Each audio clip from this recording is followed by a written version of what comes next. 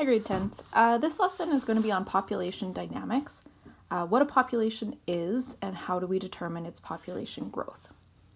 So starting here with what exactly is a population.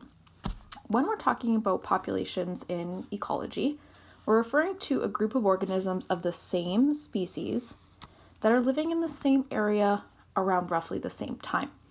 So this means, animals of the same species that are living in different decades aren't considered the same population, and they do have to be a part of the same species as well. So an example would be all of the deer in a lake at the same time. That's a population. Okay, all of the flies in your house, that's a population. All of the frogs and all of the deer in a lake, two separate populations. Okay, so in terms of terms for ecology here, when we're referring to an organism, that's obviously one particular individual. Then when we go up to population, these kind of go in order here. Population is all of the individuals of that same species in the same area at the same time. When we go up to community then, a community is all of the different species interacting in the same area together. So that means the deer plus the birds plus the grass plus the trees, they form a community. The difference then between that and an ecosystem is an ecosystem is also going to be including the abiotic or non-living factors in the area. So it's the community also interacting then with the water, soil temperature, rain, pH, etc. Okay, when we're talking about populations, scientists and ecologists often study population size. Reason they want to do this is to try and determine trends, to figure out when populations are endangered, to figure out predator and prey relations, and things like that. So we often see that on a graph, like you can see here, where the prey and the predators are on the same population size graph, and we can see how their numbers fluctuate together. So in terms of calculating the population size, there's four main factors that you need to consider. You're going to have to know these four factors and how they actually affect population size. So first off, births, also known as natality. You're going to have to know both those terms. That's going to increase the population size. Deaths, also known as mortality, would subtract. Immigration is movement into a population. That's going to add to the population size. And emigration is when individuals choose to leave the population, and that's going to subtract. Now, when we're talking about population growth, there's two different types of populations. You could be talking about an open population or a closed population. Open populations are typically very natural populations where the population size is affected by all four of those factors: births, deaths, immigration, and emigration. So in terms of calculating the growth, it's simply going to be births plus immigration minus deaths and minus emigration. You can also just write it like this. So I like to just shorthand it here. So once you're done that calculation, if you ended up getting a negative number or a number less than 0, you know that overall your population is declining. So scientists would then, be a bit concerned about that and try and maybe protect that particular population. So let's take a look at a quick example here. It has been a cold year and a population of coyotes is feeling the effects. During the year, 12 pups were born, 5 died, 9 coyotes left the population, so that's emigration. However, the pack welcomed 2 from the pack across the river. What was the population growth? So you can see the formula up here. Because this is open, all four factors are considered. So population growth is births plus immigration minus deaths and emigration. So here we have 12 pups born plus 2 immigrated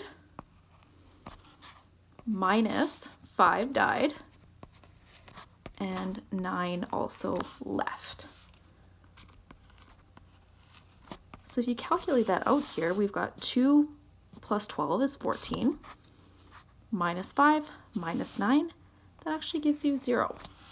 So in this particular population, there's actually no population growth, and the population size is remaining steady.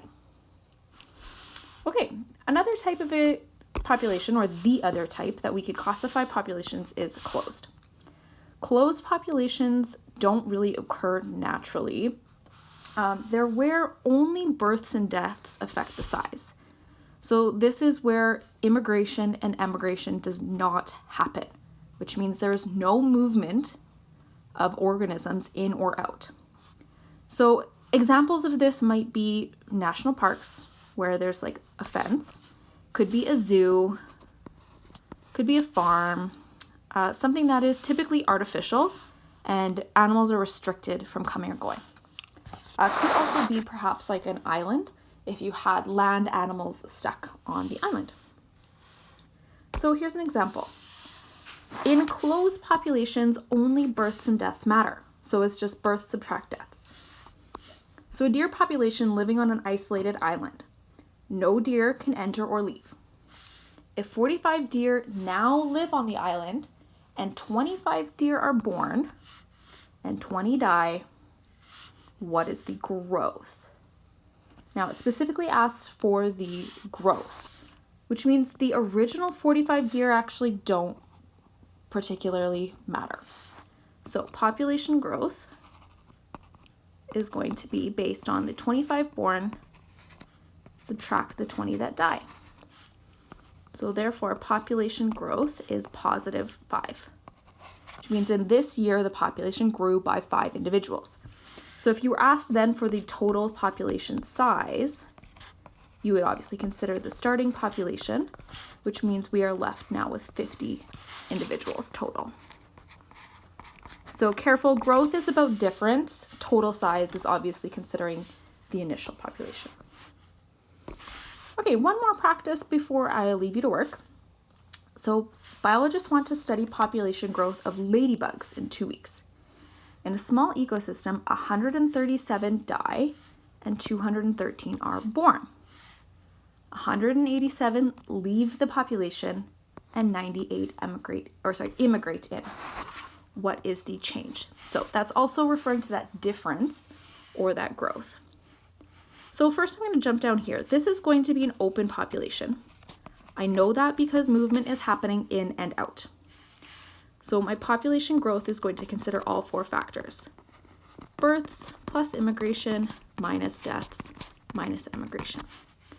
Look back to my problem here. We have 213 born, 98 immigrate in, 137 die, and 187 leave. Now, the order that you subtract and add these numbers, it doesn't really matter how you write the order, as long as it's all there. So that leaves us with a population change of negative 13. So that would mean this population is actually shrinking. So population change is down 13 individuals. Okay, there you have it. That's your lesson on calculating population size. So what I need you to do now is complete your page 15 in your ecology workbook. Try and do as much of page 15 as you can as well. You will have to read a bit further in your notes on exponential and logistic growth.